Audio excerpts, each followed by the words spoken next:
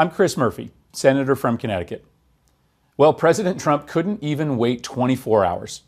Wednesday, with the Democrats' election triumph not a day old, Trump fired Attorney General Jeff Sessions, setting off a potential constitutional crisis. He named DOJ Chief of Staff Matt Whitaker as acting Attorney General, who has a long history of hostile statements towards Special Counsel Mueller's investigation, including advocating defunding and imposing limitations on the probe. Now, more than ever, a functioning democracy requires Democrats and Republicans to come together to take action next week to protect Special Counsel Mueller's investigation. Because if we don't, and Donald Trump is given license to shut down an investigation into his own potential wrongdoing, then our nation starts to devolve into a banana republic. Now, this is a serious issue, but we won't let it completely distract from what did happen on Tuesday.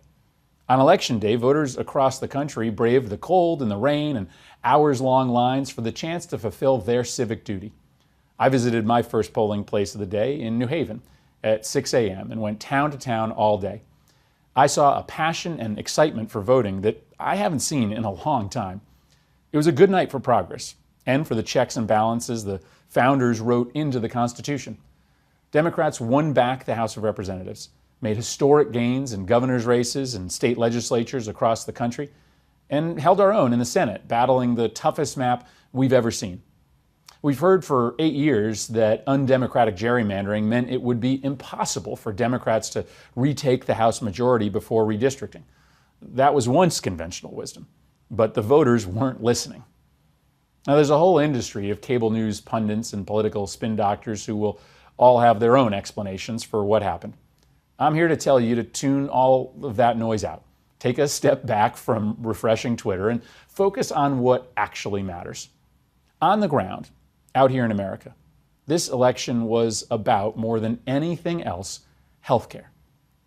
Washington Republicans spent all of 2017 trying to rip up protections for patients that were put in place under the Affordable Care Act. Republicans were blind to the 20 million people who got healthcare who never had it before the ACA. All they saw was President Obama's name on it.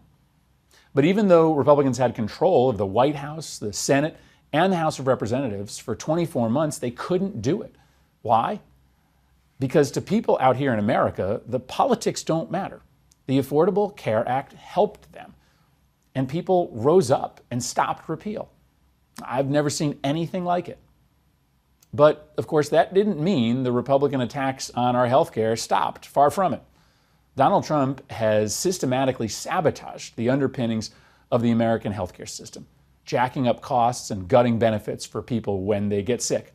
Republicans are still coming after your health care through executive orders, perverse new rules coming out of the Department of Health and Human Services, and piles of lawsuits in hopes that the courts will do what Congress couldn't. And all of that set the stage for last Tuesday.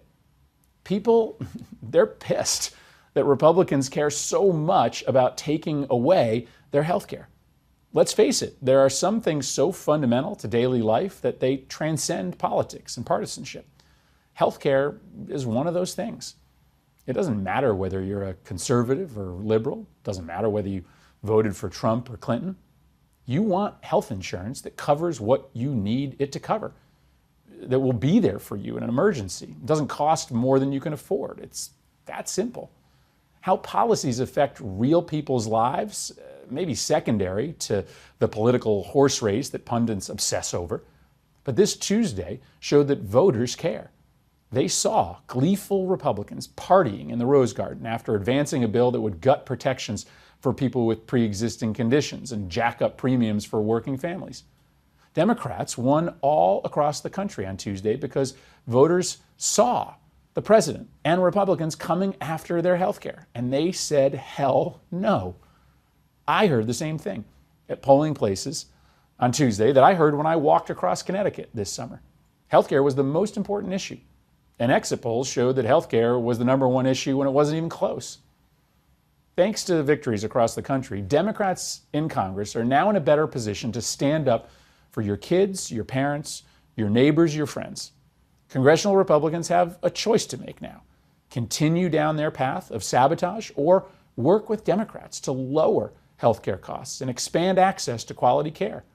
If Republicans continue to sabotage your healthcare, we'll stand up against their efforts to hand control of your healthcare over to the insurers, who frankly see sick people as a liability, not as patients who can get better with the right care.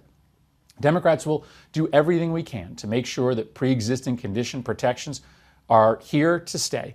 And we'll try to use our new power to take the next steps, like taking on the drug monopolies and forcing down the exorbitant costs of prescriptions that still threaten to bankrupt many Americans and the U.S. Treasury.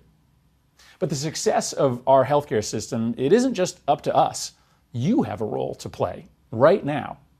Open enrollment for health insurance is here. If you're uninsured or you don't get your insurance through your employer, go to healthcare.gov today to shop around and pick the health insurance plan that fits the needs and the budget of you and your family. Do your research. Just be sure to pick a plan by the deadline of December 15th. Everything that I and my colleagues in the Senate and the new Democratic House majority do to defend patient protections will be meaningless if you don't go out and make sure that you have health insurance. So do it.